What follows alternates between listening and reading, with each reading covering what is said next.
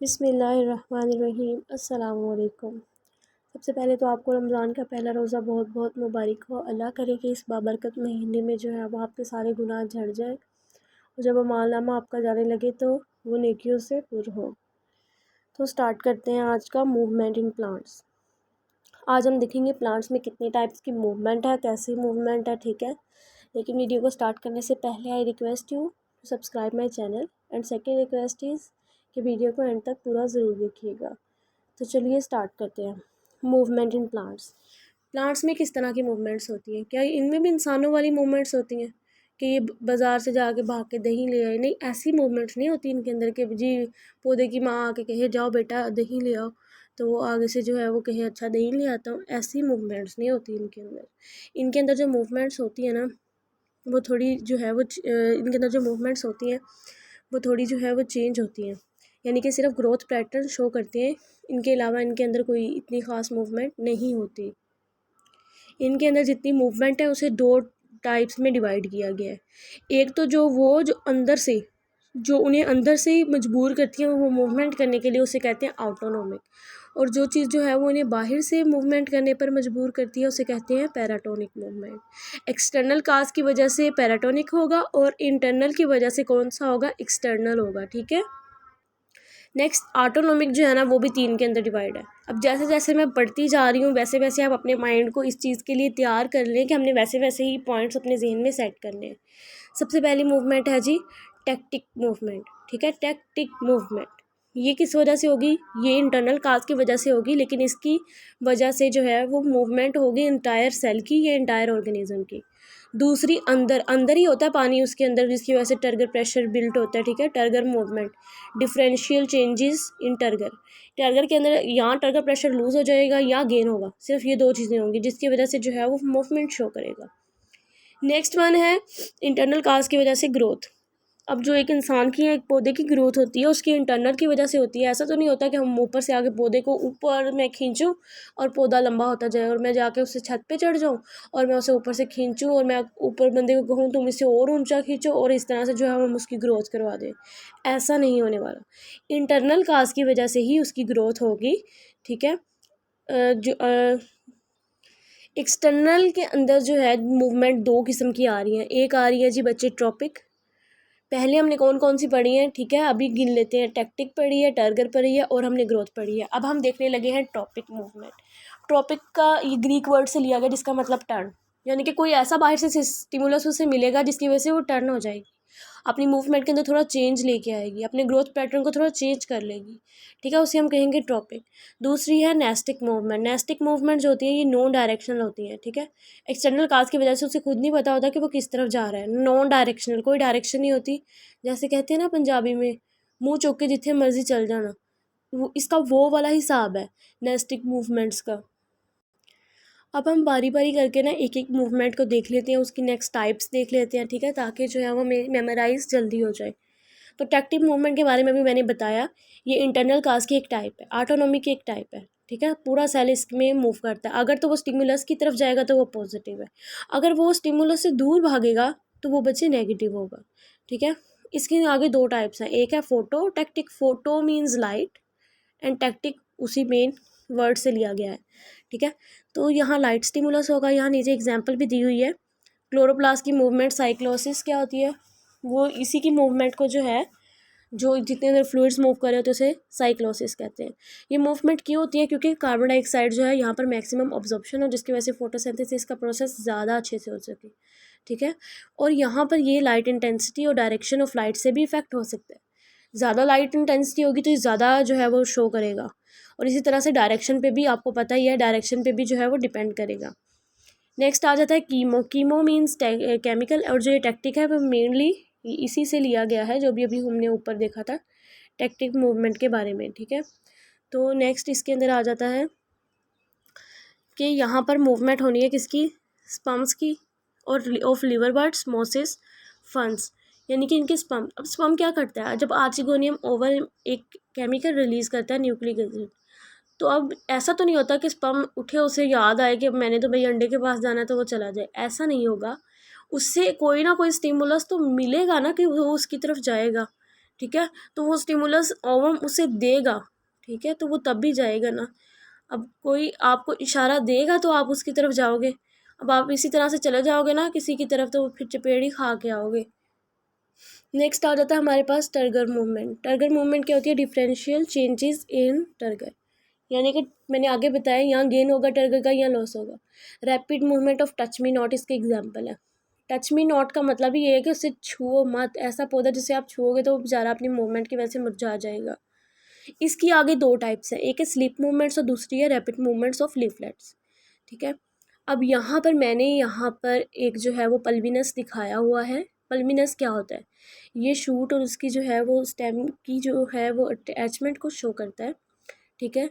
काफ़ी जो है ये मोटा होता है, और ये क्या क्यों मोटा होता है? क्योंकि इसके अंदर पैरेन्काइमा सेल होती है जिसके अंदर इंटरसेलुलर स्पेसिस बहुत ज़्यादा होती है। इसकी नीचे वाली साइड पर अगर ट्रिगर प्रेशर ज़्यादा होगा तो ये हॉरिजॉन्टल पोजीशन में आ जाएगा, मतलब आप ये समझ लें कि इरेक्ट हो जाएगा। इरेक्ट मतलब कि ये मॉर्निंग टाइम में जाग रहा होगा। लेकिन अगर यहाँ पर टर्गर प्रेशर कम हो जाए तो ये मुरझा जाएगा, जैसे कि इवनिंग में होता है। इसकी एग्जांपल में आ जाते हैं बीन प्लांट्स आ जाते हैं, और कुछ मेंबर आ जाते हैं लेग्यूम फैमिली के। नेक्स्ट इसके अंदर तो दूसरी मूवमेंट है बच्चे, वो है रैपिड मूवमेंट्स ऑफ लीफलेट।